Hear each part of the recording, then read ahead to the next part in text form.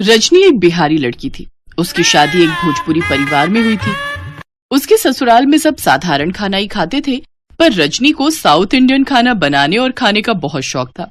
वो शादी से पहले भी अक्सर डोसा चाउमीन ही बनाती रहती थी, पर शादी के बाद उसने देखा उसके घर में डोसा चाउमीन बनता ही नहीं।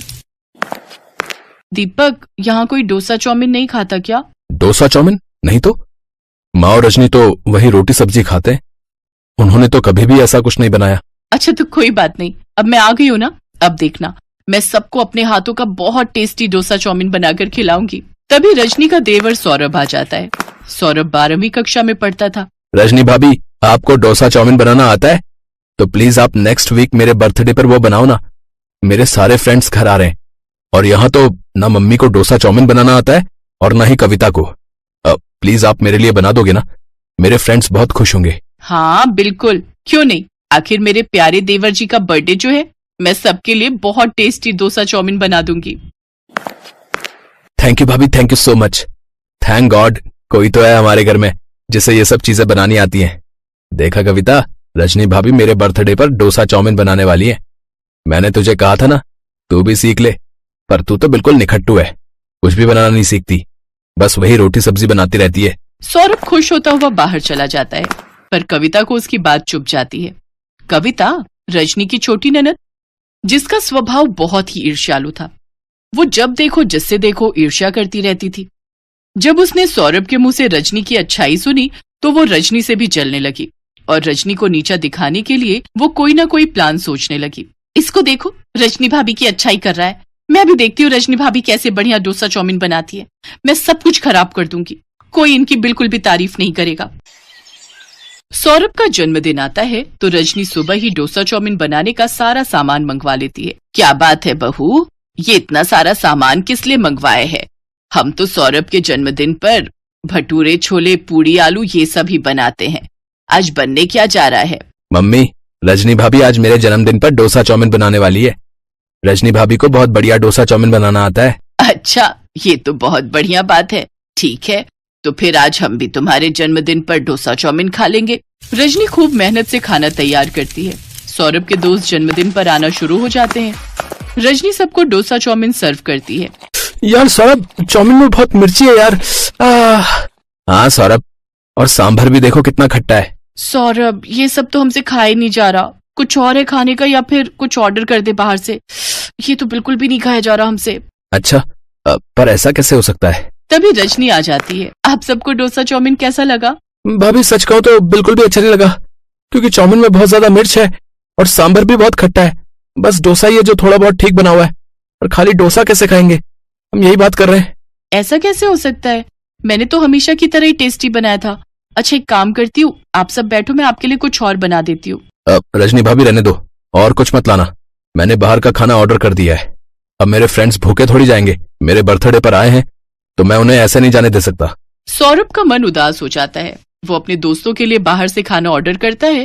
तभी कविता मुंह बनाती हुई अपनी माँ के पास जाती है। माँ ये क्या, भाभी ने फालतू के डोसा चाउमीन बना दिए। हम हमेशा सौरभ के जन्मदिन पर पूरी पकवान बनाते हैं।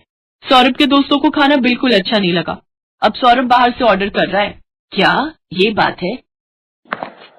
एक काम करो रजनी, अब तुम ये सब मत बनाया करो, सब छोड़ दो। अब आज जो हो गया सो हो गया। अब आगे से ध्यान रखना, इस घर में डोसा चाउमीन बिल्कुल नहीं बनेगा। रजनी का मन बहुत खराब हो जाता है, क्योंकि वो समझ ही नहीं पा रही थी कि आखिर ऐसा हुआ कैसे।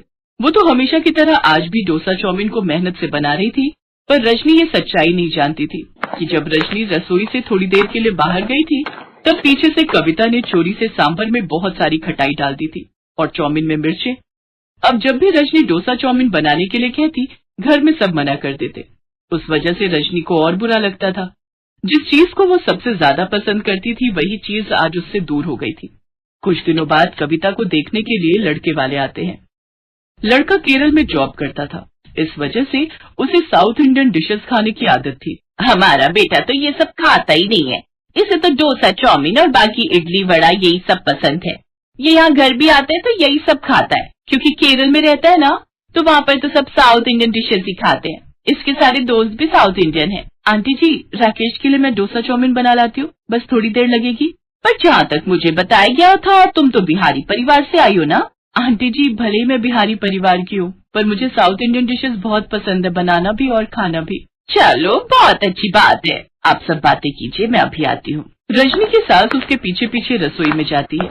रजनी बहू, तुमने बाहर तो कह दिया कि तुम सबके लिए डोसा चाउमीन बना रही हो, पर पहली बार की तरह मिर्च मसाले का ध्यान रखना, कभी हमारी बदनामी हो जाए। जी माँ जी, मैं इस बात का पूरा ख्याल रखूंगी।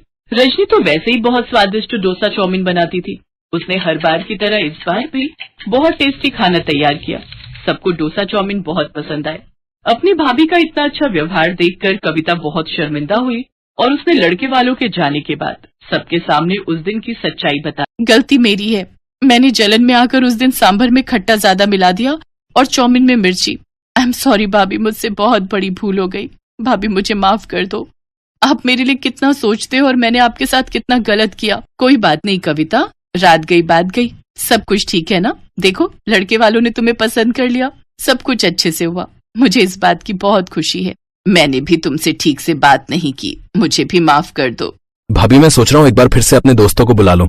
अब आप उनके लिए एक बार फिर से सांबर डोसा बढ़िया वाला और साथ में चाउमीन बनाकर तैयार करना। देखना, आपके हाथों का स्वादिष्ट डोसा चाउमीन खाने के बाद मेरे सारे दोस्त आपकी बहुत तारीफ करेंगे। बहुत टेस्टी डोसा चाउमीन बनाया था भाभी आज आपने। थैंक यू मेरे प्यारे देवर जी। अरे रजनी, वो डोसा और सांभर बचा है तो थोड़ा और खिला दो। भाभी, वो चाउमीन मुझे जरूर देना, लड़के वालों के सामने तो मैं ढंग से खा ही नहीं पाई। हाँ, मैं सबके लिए अभी लाती हूँ। कविता को अपनी गलती का एहसास हो गया। कुछ दिनों बाद उसकी शादी हो गई और उस दिन के बाद वो अपने स्वभाव में बहुत बदलाव ले आई। अब उसने सबसे ईर्ष्या करना बिल्कुल बंद कर दिया। अब जब भी कविता अपने हस्बैंड राकेश के साथ अपने मायके आई तो रजनी उन सब के लिए डोसा, सांभर और चाउमीन बनाती। कविता ने भी अपनी रजनी